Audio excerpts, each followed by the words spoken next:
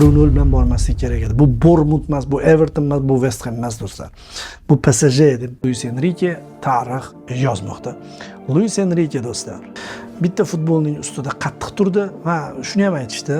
Menga juda ham yoqdi shu fikr. Mikel Arteta hamda Luis Enrique bu ispanlar va ularning maktabi nisbatan Guardiolaning maktabi. Ya'ni hujumkor, o'yin nazoratini o'ziga oladigan va ko'proq pressing qiladigan futbolning vakillari hisoblanishadi. Shu yerda Luis Enrique o'sha g'oyaning ortidan bordi va o'sha g'oyaning ustida haligacha turibdi deyishyapti.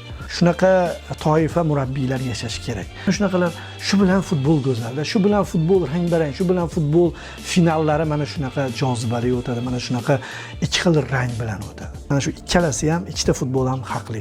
Shuni zo'r ijro etib berish mahorati ham bor.